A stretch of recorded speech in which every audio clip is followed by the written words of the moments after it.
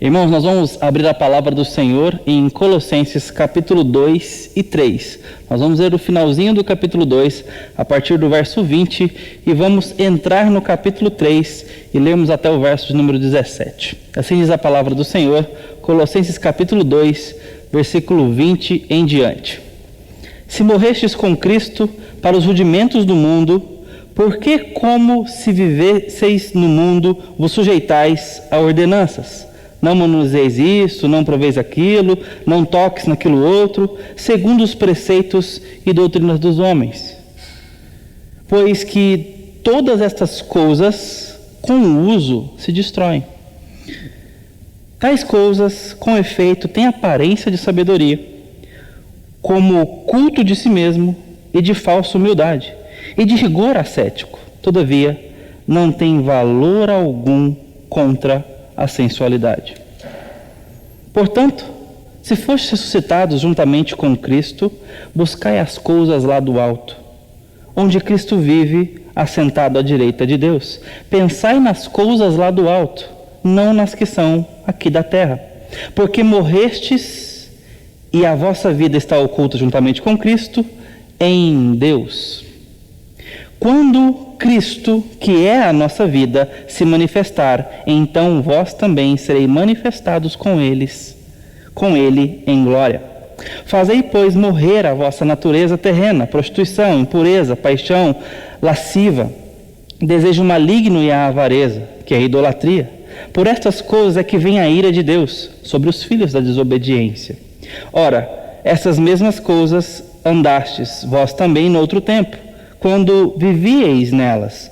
Agora, porém, despojai-vos igualmente de tudo isso: ira, indignação, maldade, maledicência, linguagem obscena do vosso falar. Não mintais uns aos outros, uma vez que vos despistes do velho homem com os seus feitos, e vos revestistes do novo homem, que se refaz para o pleno conhecimento, segundo a imagem daquele que o criou, no qual não pode haver grego nem judeu, circuncisão nem incircuncisão, bárbaro, cita, escravo, livre, porém Cristo é tudo em todos.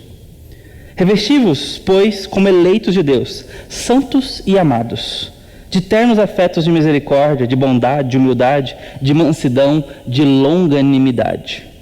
Suportai-vos uns aos outros, perdoai-vos mutuamente, caso alguém tenha motivo de queixa contra outrem. Assim como o Senhor vos perdoou, assim também perdoai vós. Acima de tudo isso, porém, esteja o amor, que é o vínculo da perfeição. Seja a paz de Cristo o árbitro em vosso coração, a qual também fosse chamados em um só corpo, e sedes agradecidos. Habite ricamente em vós a palavra de Cristo. Instruí-vos e aconselhai-vos mutuamente em toda a sabedoria, louvando a Deus com salmos e hinos e cânticos espirituais, com gratidão em vosso coração. E tudo o que fizerdes, seja em palavra, seja em ação, fazei-o em nome do Senhor Jesus, dando por ele graças a Deus e Pai. Esta é uma palavra de Paulo à igreja em Colossos, aos irmãos colossenses. Paulo fala à distância por correspondência, mas numa carta carregada por afeto, cheio de boas intenções para que aqueles irmãos continuem prosperando na fé. E essa parte em que lemos é uma instrução prática para que eles então possam mudar a sua conduta, mas também teórica para que eles possam mudar a forma de encarar e perceber algumas coisas importantes da vida. Eu quero destacar alguma perspectiva desse texto e não esgotá-lo nesse tempo nosso aqui, mas pegando aqui com o que Paulo diz, me juntando a ele para trazer a nossa reflexão sobre a perspectiva da vida. Paulo aqui está falando sobre cosmovisão, sobre a forma de encarar a vida, de enxergar as coisas. Paulo trata aqui sobre aquilo que traz significado e satisfação ao nosso coração e, portanto, nos leva a determinada prática ou não, a determinada conduta ou deixar aquela conduta. E é por isso que ele se vê livre para falar de práticas pecaminosas e práticas santas, práticas que são feitas sem amor e práticas que são feitas em amor, hábitos, costumes e ações que louvam a Deus e atitudes que desonram a Deus. Porque ele está falando que a nossa perspectiva da vida nos dá direcionamento sobre isso. A forma que nós encaramos a vida vai dizer sobre o que fazemos e por que fazemos. Qual é a sua cosmovisão? Qual é o crivo pelo qual você enxerga a vida? A cosmovisão é encarada como lentes que colocamos sobre os olhos.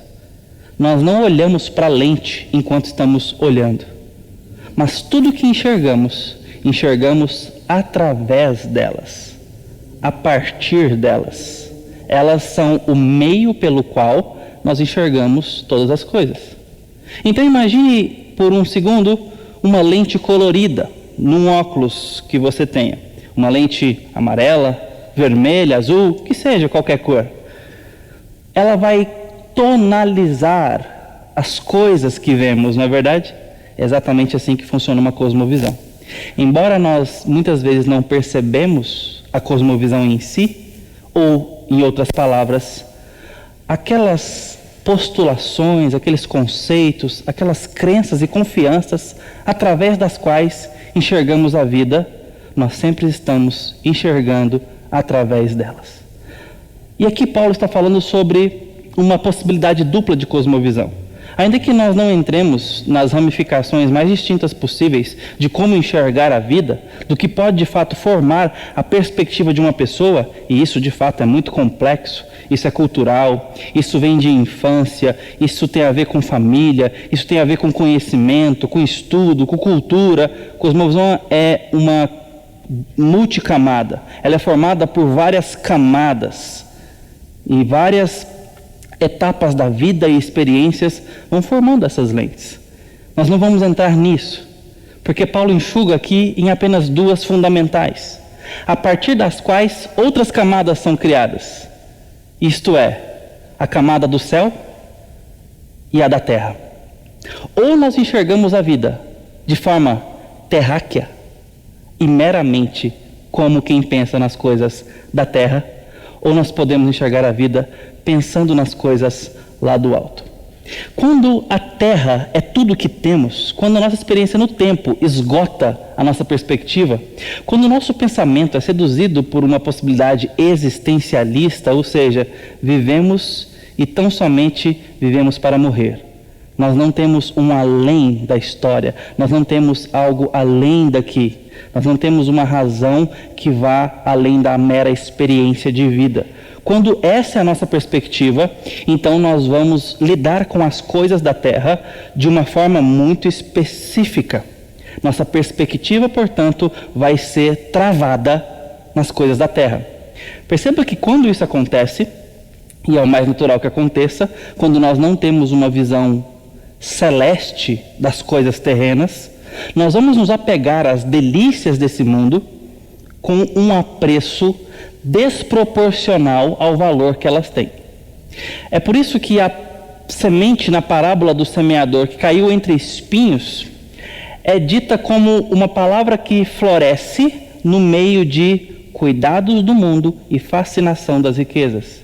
É assustador perceber como que o Senhor coloca os espinhos sufocantes como coisas tão agradáveis e aparentemente desejáveis e tão amistosas como cuidados, como coisas fascinantes no conforto da riqueza, na exuberância, na confiança, em tudo que ela possibilita, no poder que ela possibilita. Mas era letal. Os espinhos ali eram letais. Da mesma forma continua sendo hoje. Os cuidados do mundo, nas delícias do mundo, há a possibilidade de afogamento, de sufocamento, a possibilidade de morte. Quando nós temos apenas uma visão terrena, terráquea, vamos dizer assim, nós então vamos lidar com três possibilidades muito negativas. A primeira delas é o vício. Porque se o que temos é tão somente, como diz Paulo, as coisas do mundo, os seus rudimentos, nós então vamos nos apropriar das suas delícias, dos seus sabores, compulsivamente para encontrar significado e satisfação. Porque nós nascemos para isso. Nós nascemos para encontrar significado, propósito e realização. Todos nós fomos criados assim. Tanto ímpio quanto justos lidam com essa lei dentro de si. Nós queremos nos preencher de significado. Nós queremos encontrar satisfação na experiência da vida. E é por isso que os vícios são explicados.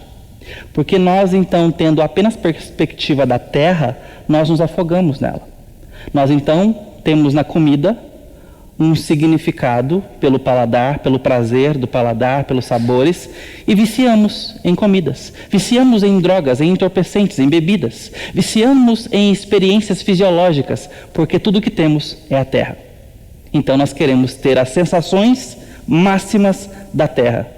Então criamos em nós uma dependência química, fisiológica, sensorial.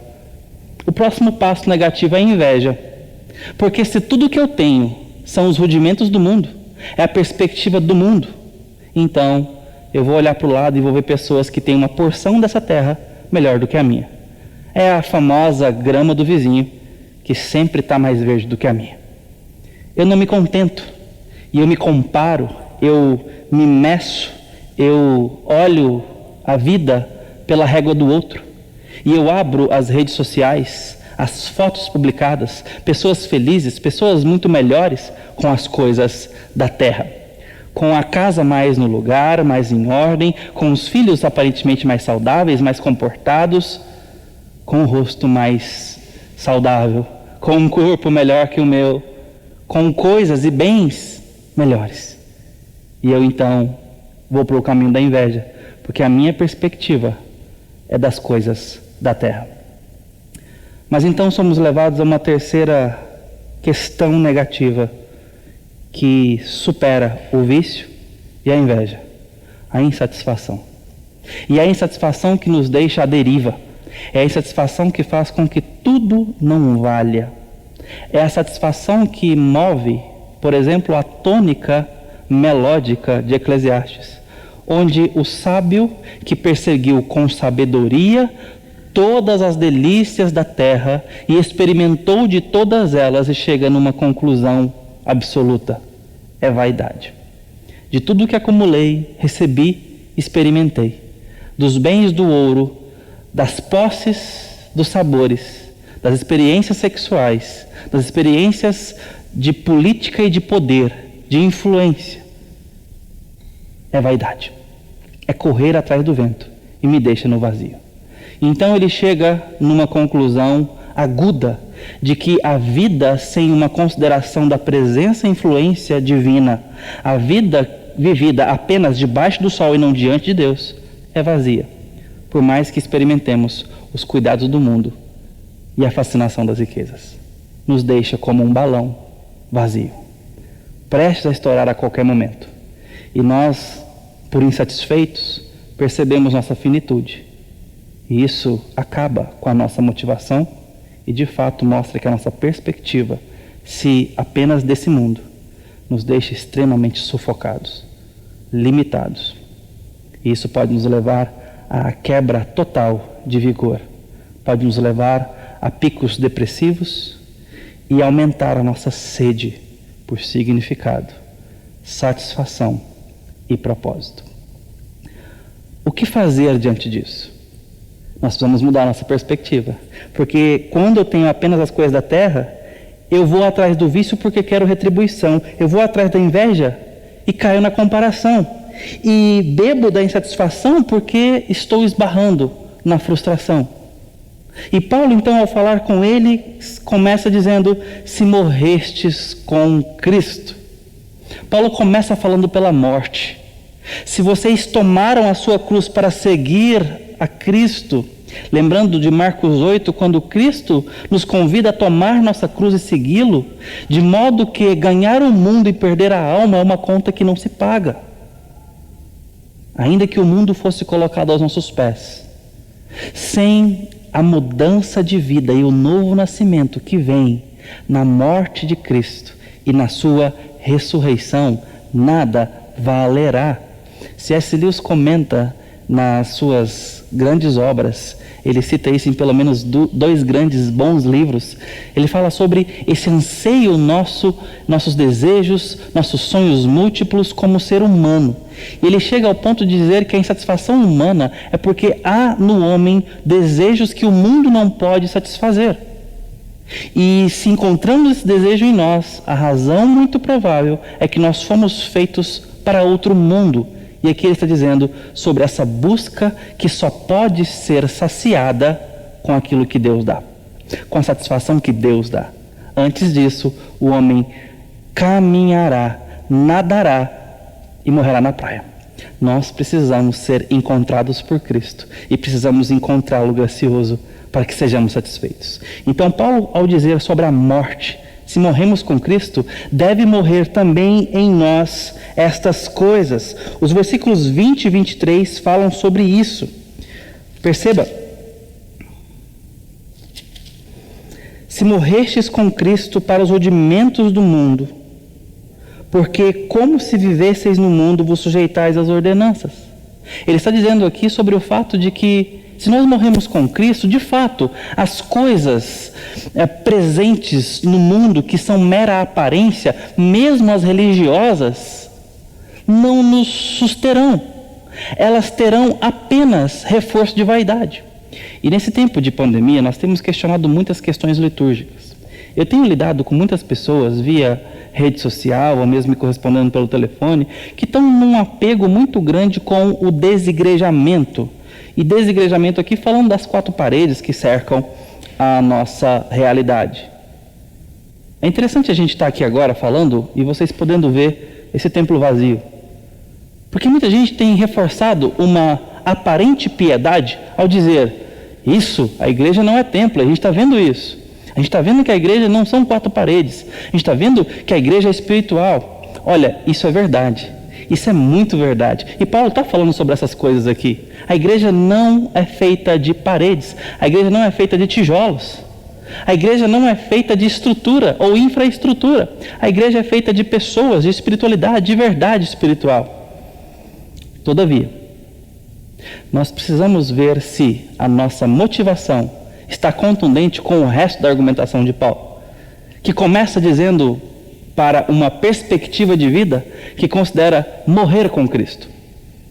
Eu estou valorizando a verdadeira igreja nesse momento porque eu de fato encontro o seu significado espiritual nas pessoas que a igreja é, naquilo que ela significa no sangue de Cristo que nos une, como Paulo diz aqui: fazei, pois, morrer a vossa natureza terrena, prostituição, impureza, avareza, maledicência, ira, indignação, linguagem obscena, mentira, mas revesti-vos do novo homem, no qual não há grego, não há judeu, não há circuncisão, nem incircuncisão, bárbaro, citra, escravo, livre, não há negro, não há branco, não há pardo, só há pessoas. É isso que eu estou vendo quando eu valorizo a igreja espiritual feita por Cristo? Ou estou valorizando o meu conforto e a minha indisposição com pagar o preço de servir a Deus na minha comunidade local? Com pagar o preço de me levantar e ir à reunião que acontece em 4 paredes, ou na casa de um irmão, ou numa reunião de acampamento, ou num retiro, ou em qualquer outra reunião que nós possamos promover como igreja. Eu preciso tomar muito cuidado com o meu coração. Eu não posso me apegar ao ritual religioso, porque ele não tem poder contra a sensualidade, as coisas da carne e os ímpetos do coração desviado. E é isso que mostra onde está a verdade do nosso coração. Se eu não fizer morrer as paixões da carne, se eu não fizer morrer a minha língua maledicente, irascível, a minha vontade torta em relação a outras pessoas, os meus desejos corrompidos, se isso não está morrendo, quem sou eu para falar sobre igreja verdadeira, sobre templo ou falta de templo? Eu preciso colocar o meu coração no lugar. Porque o rito religioso e as práticas aqui usadas pelos colossenses, como culto a anjos, datas, calendário litúrgico, é disso que Paulo está falando aqui. Essas coisas não tinham valor em si mesmas. E aqueles irmãos estavam muito apegados a isso, desvalorizando muitas vezes a presença do Espírito Santo que os conduzia em amor aos outros. E é isso que Paulo está dizendo aqui. Se nós queremos pensar como quem morreu com Cristo, se nós queremos evidenciar a prova de que Cristo nos transformou, que somos igreja, que de fato somos a noiva de Cristo, então nós precisamos fazer morrer todas essas coisas. Precisamos nos esforçar por dar evidências da morte daquilo que não combina com Cristo. A igreja do Senhor preza por pureza, por santidade e por vida. Mas sobre todas essas coisas, como diz Paulo, acima de tudo, verso 14, porém seja o amor. Se nós não estamos dando provas de amor uns para com outros, as pessoas que a igreja é, então eu não posso falar sobre igreja. Eu não tenho o que falar, porque igreja é isso, pessoas se amando na prática. A outra perspectiva que nós temos aqui, que contrasta com terra, com uma perspectiva apenas terrena, é o céu, ou as coisas lá do alto. E Paulo então agora entra não mais na palavra morte, mas na palavra ressurreição. Se por um lado morremos para viver a terra, ele também fala que nós ressuscitamos para viver na terra com os pensamentos lá em cima. A cabeça nas nuvens, mas os pés na terra. Os pés na terra, mas a cabeça pensando pensamentos lá do alto. Então, ele começa a contrastar algumas coisas. Capítulo 3, 1 a 4. Porquanto se fostes ressuscitados juntamente com Cristo, buscai as coisas lá do alto, onde Cristo está assentado e vive à direita de Deus. Pensai nessas coisas. Pensai. Ocupe o vosso raciocínio, a vossa perspectiva, a sua cosmovisão tem que ser celeste. É viver a terra com a perspectiva agora revelada. Deus nos deu a Bíblia para ser lâmpada para os nossos pés, luz para o nosso caminho. Nos deu perspectiva que vai além dessa vida. Nos deu perspectiva que vai além das fronteiras do tempo. Paulo lá na primeira carta aos Coríntios, capítulo 15, verso 19, ele diz o seguinte: se a nossa esperança é apenas para essa vida, então nós somos os homens mais infelizes, se não consideramos a vida mediante a ressurreição. Deus está nos dando na vida com Cristo, ao morrermos com Cristo em fé, ao sermos ressuscitados com Ele, uma perspectiva de viver o tempo com a consideração da eternidade. Isso em termos práticos significa viver a minha vida cotidiana pensando as coisas do céu, ou reveladas lá do alto para que eu viva. E para que eu espere coisas além destas coisas. Espere um tempo além desse tempo. Espere experiências além desta experiência. Espere ter, alcançar, ser além do que o mundo oferece. Por mais confortável, por mais atraente que possa parecer. E isso nos leva ao domínio próprio. Porque eu vou me revestir como eleito de Deus. Eu vou me revestir de afetos, misericórdia, bondade, humildade, mansidão, paciência. Eu vou suportar os meus irmãos, eu vou amá-los. E tudo isso dá muito trabalho. Tudo isso é muito difícil. E quer saber? É até estranho para o nosso tempo. Amar é algo estranho para o nosso tempo. Praticar o amor às pessoas. No momento onde não podemos demonstrar tantos afetos físicos, o que é normal para nós, goianos, brasileiros, nós precisamos aprender o caminho da demonstração do afeto e do cuidado uns com os outros de outras formas, de outra forma de serviço, de outra forma de apego, de outra forma de sustento, de apoio. Mas eu não posso deixar de exercitar. Aqueles que consideram pensamentos lá do alto se revestem, se vestem. Essas vestes não são nossas, foram nos dadas para que a gente porte características que não são nossas, não são de nascimento, não são próprias da nossa habilidade. Nós ganhamos isso em graça para exercitarmos. Ganhamos paciência, ganhamos domínio próprio, ganhamos amor com os outros, ganhamos suporte, tolerância com os outros, com os erros dos outros. Ganhamos amor prático. E isso vai nos levar invariavelmente para a satisfação. Porque Paulo conduz o seu raciocínio dizendo: seja a paz de Cristo o árbitro em vosso coração, a qual também foste chamados em um só corpo, e sede agradecidos. Não se esqueçam de agradecer. Versículo 17. Em tudo o que fizerdes, seja em palavra, seja em ação, fazei-o em nome do Senhor, dando por ele graças a Deus. Perceba como que essa é a perspectiva, é a cosmovisão máxima daqueles que pensam as coisas lá do alto. Aprendem a agradecer a providência de Deus, mesmo em tempos tão difíceis como esse, porque estão vivendo numa linguagem do reino, estão vivendo numa melodia, numa trilha sonora que não é tocada pelo mundo, mas entram no mundo e vivem o mundo ao som dos tambores do céu. Isso significa experimentar o dom do Espírito Santo, sua presença, experimentar uma vida que começa com oração de manhã, experimentar uma vida que é regida pela palavra de Deus, por pensamentos mais altos do que os nossos pensamentos. É assim que eu vivo, de acordo com a harmonia do céu, e penso os pensamentos lá do alto. Eu levo os meus pensamentos cativos a Cristo, e Cristo importa. O que Cristo valoriza tem valor para mim. O que Ele reprova tem que ser reprovável para mim. O texto nos mostra sobre o fato de que a vida e a história não é sobre nós. É sobre um outro maior, mas que tem planos para nós. E que nos seus planos nós encontramos os nossos. É sobre isso a vida. E Paulo vem aqui alargar a perspectiva e a ótica desses irmãos. Pensai as coisas lá do alto. Não se percam em vãs discussões, mas pratiquem, exercitem. Deixa o mundo ver suas obras, deixa o mundo ver seu amor. Ame os seus irmãos e ame também os estranhos.